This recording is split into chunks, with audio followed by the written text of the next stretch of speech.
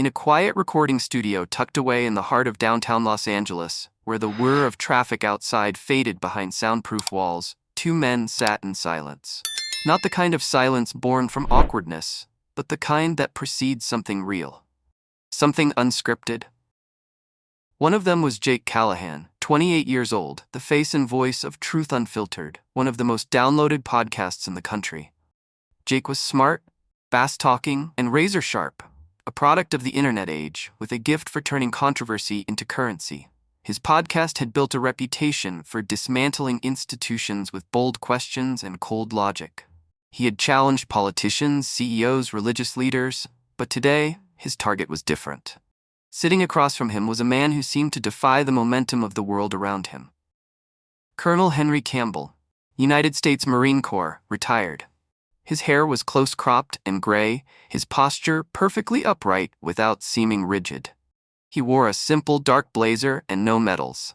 The only symbol on him, a small lapel pin bearing the eagle, globe, and anchor, silent testimony to a lifetime of service.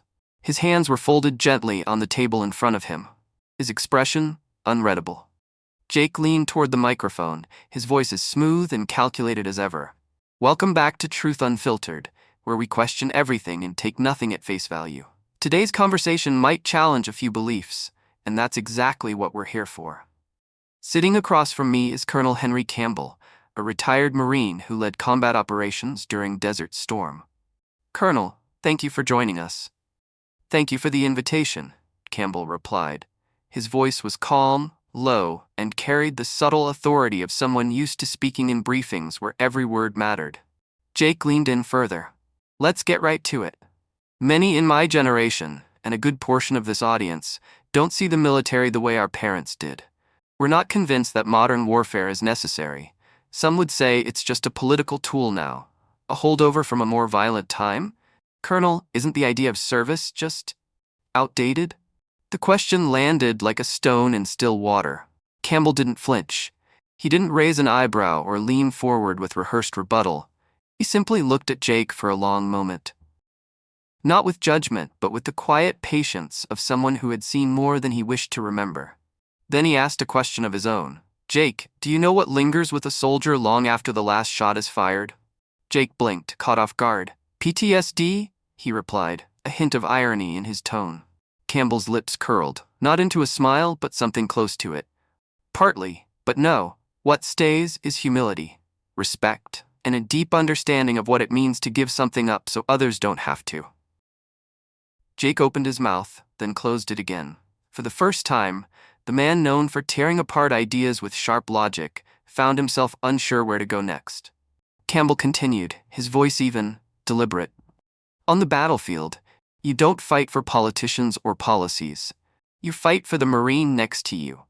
For the family waiting back home. For the idea that freedom, though imperfect, is still worth protecting. Jake's usual rhythm faltered. This wasn't a debate. This was something else. The tension in the room had shifted. No longer a clash of ideologies, but a collision of worldviews. One shaped by data and doubt, the other by fire and loss. And for the first time, Jake Callahan wasn't sure he was holding the stronger ground. Jake Callahan shifted in his chair, his fingers lightly tapping the edge of the mic, as if trying to reclaim control of the conversation. He had expected pushback, of course, but not like this. Not this calm. Not this steady. Colonel Campbell hadn't raised his voice. He hadn't listed medals or boasted about missions. He had simply spoken with the weight of someone who had nothing left to prove. And that was unnerving. Jake cleared his throat, doubling down. But Colonel, aren't a lot of those sacrifices made in vain? Young men and women dying in foreign deserts for objectives they don't even fully understand. How can we glorify that? Campbell's expression didn't change. If anything, his eyes softened, not out of concession, but out of compassion. You're right about one thing, he said. War is messy. It's political. It's painful. And yes, sometimes it's misused by people in suits who've never set foot in sand. But you want to know what every Marine I ever served with understood? Jake blinked, unsure how to respond. They weren't fighting for abstract objectives, Campbell continued. They were fighting for the man or woman beside them. For the family back home. but the kid in school who doesn't know what it means to be afraid of hearing bombs in the night.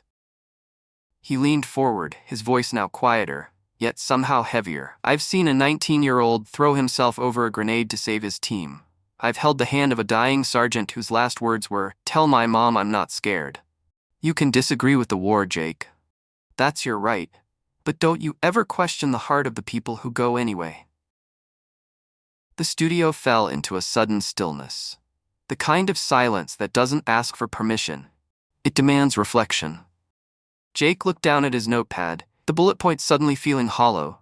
His next question, highlighted in red ink designed to provoke, felt irrelevant. Like a game he no longer wanted to play. Still, he tried. Colonel, isn't this idea of selfless service just romanticized? A product of decades of recruitment ads and movies? I mean, isn't it just mythology? For the first time, Campbell's jaw tensed slightly, not in anger, in memory. Romanticized, he echoed, his voice low. Jake, I've seen Marines drag wounded civilians through sniper fire with no hope of reward. I've seen boys become men in seconds, because there was no other choice. You don't get to call it mythology until you've seen it. Jake opened his mouth, but nothing came out. Because what do you say to that? Campbell sat back slightly, not smug, not triumphant, just composed. Jake, he said gently, you've built a career on asking hard questions. That's good, necessary, but wisdom doesn't just come from being critical. Sometimes, it comes from listening to those who've walked through fire and came back with fewer illusions. Jake's voice, when it returned, had lost its edge. So, what do you want people to take away from this conversation? The colonel didn't hesitate. That truth isn't always loud, courage isn't always seen, and honor, real honor, doesn't need applause, it just needs someone to remember. Jake didn't respond right away. For once, he didn't need to. His silence, once performative, had become something else. Reverent, thoughtful, quiet, because something in that room had shifted. And it wasn't the colonel. It was him. Jake Callahan sat still for the first time in the entire session. Not performative stillness. Not the kind curated for optics or tension, but real, deliberate quiet. The kind that only enters a room when something profound has just occurred. In the silence, even the whirring of studio equipment felt distant, muted by the weight of what had been said. Across from him, Colonel Henry Campbell adjusted his posture, but not in discomfort.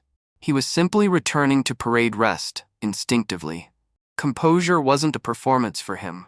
It was a muscle long trained, shaped through decades of war, and watching young lives burn too bright and too fast. Jake slowly leaned back in his chair, removing his headset, not because the interview was over, but because something about the dynamic had changed. He wasn't the dominant voice anymore, and he no longer needed to be. I wasn't ready for that, Jake said quietly. Campbell tilted his head just slightly. For what? For the weight, Jake admitted, of what you carry. The colonel didn't answer right away. His eyes drifted to a framed photo in the corner of the studio, a candid image of Jake shaking hands with a former senator during a previous podcast taping. Smiling, grinning, hungry. I don't carry it alone, Campbell said softly. None of us do.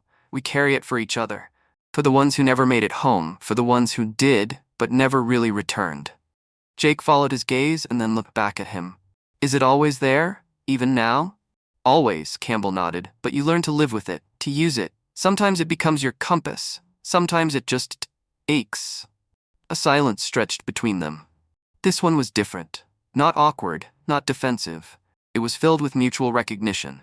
Two men, from two entirely different worlds, meeting in the only place where truth has real meaning, the space between assumptions and understanding.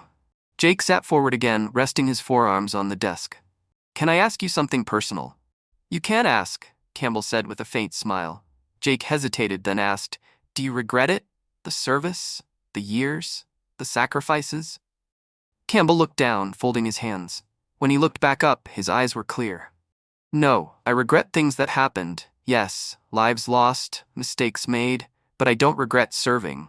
I don't regret being there when my men needed me, and I certainly don't regret standing for something I believed in, even when it was unpopular. Jake nodded slowly. That's what I don't think most of us get, especially people my age. We question everything, and we should. But we've forgotten what it means to commit to something you can't just opt out of when it gets uncomfortable. Campbell's voice was quiet.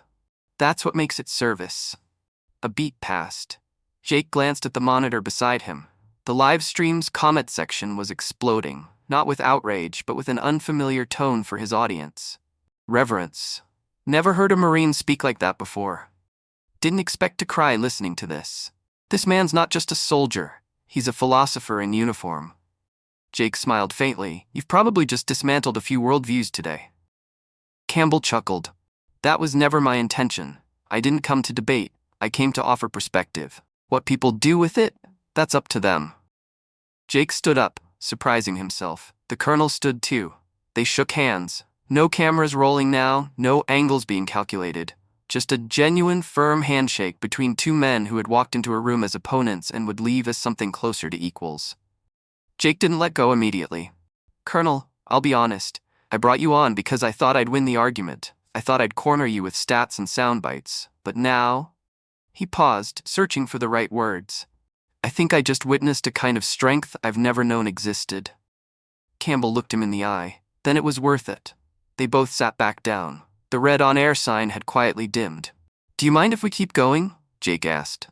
Not for the show, just for me. Campbell nodded. I'm here. And so they talked. About what it means to raise a family when you're trained for combat. About watching friends come home physically whole, but mentally shattered. About how discipline is not suppression, but self-respect. And how courage is less about charging forward, and more about standing your ground when everyone else runs. At some point, the producer turned off the recording gear. There was no need. The story had already been told. What followed wasn't for an audience. It was a quiet gift, passed from one generation to another. Later that night, Jake sat alone in the now empty studio. The city buzzed just beyond the walls, oblivious to what had unfolded in this small room. He opened his laptop, staring at the audio file labeled Episode 237, the interview that changed me. He considered editing it, polishing it, framing it in a way that fit his brand. But he didn't. He uploaded the raw file. No cuts, no background music, no intro monologue. Just the voice of a Marine who had survived war and learned how to speak peace. He added a description that read, "This episode doesn't need an argument, it needs silence. Sometimes the loudest truths are the ones spoken with calm. Listen, not to agree or disagree, but to understand." He hit publish. Then he sat back in his chair, the city lights flickering outside the studio window. And for once, Jake Callahan, the provocateur, the disruptor, the icon of skepticism, didn't have anything else to say. Because some truths don't need defending. They just need to be heard. 3 days later, something unusual happened. The full, unedited podcast episode, raw, quiet, unpolished, went viral. But not in the usual Jake Callahan way. There were no shouting matches, no destroyed in debate thumbnails, no sensational title. It simply read, EP 237, When Truth Wears a Uniform. And beneath it, in small text, a conversation I'll never forget. The response was unlike anything Jake had experienced. Messages poured in. Thousands. Veterans, Gold Star families, even teenagers who had never considered the military as anything more than a meme in their algorithm. I never understood my grandfather, until now. This made me call my brother and tell him I'm proud of him. I always thought silence meant weakness. This changed me. The episode was shared across military forums, reposted on veteran TikTok accounts, quoted in long emotional Reddit threads, and even referenced in a small military ethics class at Annapolis. A local newspaper ran a column titled "The Day a Podcaster Listened." And Jake? He didn't tweet anything that day. No victory lap, no humble brag. Instead, he drove. He took the highway out of Los Angeles, the skyline fading in his rearview mirror, replaced by open stretches of California hills and silence. Real silence. The kind Colonel Campbell had brought with him into the studio. He wasn't entirely sure where he was going until he saw the sign. Camp Pendleton, United States Marine Corps Base Moored. He didn't call ahead, didn't arrange a follow-up interview. He just drove to the visitor checkpoint, explained who he was, and said, "I'd like to speak to Colonel Henry Campbell, if he's available." The young Marine on duty raised an eyebrow. "You're the podcast guy?" Jake nodded. "Yeah." The Marine hesitated, then radioed in. A few moments passed before he gestured. "Park over there, someone will meet you." An hour later, Jake found himself sitting on a bench outside a quiet office building on base, hands folded, waiting. No script, no mic, just a man carrying questions he didn't know how to phrase. Then the door opened. Colonel Campbell walked out, now in a simple olive-drab uniform, clipboard in hand. When he saw Jake, he paused, then smiled faintly. "Didn't expect to see you again so soon," he said. Jake stood up. "I wasn't planning to, but after everything, I realized something." Campbell waited. Jake took a breath. "I've spent years building a platform by questioning everything. Authority, institutions, people like you. And I don't regret that. Some things deserve to be questioned. But what I forgot was that not everything needs to be torn down. Some things just need to be understood." Campbell nodded slowly. Jake continued, more quietly now. "You didn't come to defend the military. You didn't need to. You just told the truth, and you didn't force me to agree. You just gave me something I couldn't argue with." Campbell's eyes narrowed slightly with amusement. "Experience?" Jake chuckled. "That and decency." There was a long pause. Then Jake reached into his jacket pocket and pulled out a folded piece of paper.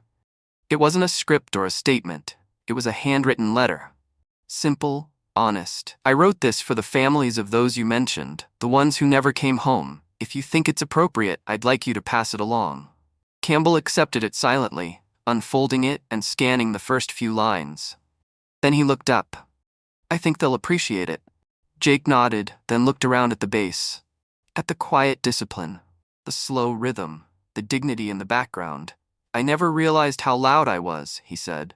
Campbell smiled. "Sometimes silence says more." They stood there for a moment, no cameras, no audience, just two men who had met as strangers, then as adversaries, and now something else. Jake offered his hand. Campbell took it, not firm, not aggressive, just human. "If this conversation moved you, made you think, or challenged something you once believed, don't let it end here. Leave a comment below. We want to hear your thoughts, whether you're active duty, a veteran, or just someone trying to understand. Like this video if you believe more stories like this need to be heard, without filters, without noise. Subscribe to the channel for more raw, honest, and deeply human conversations that bridge the divide between generations, beliefs, and lived experience. And don't forget to hit the bell icon so you never miss an episode that could shift your perspective, even just a little. Finally, share this video with someone who still thinks silence means weakness. Because sometimes, the strongest voice is the one that doesn't need to raise itself.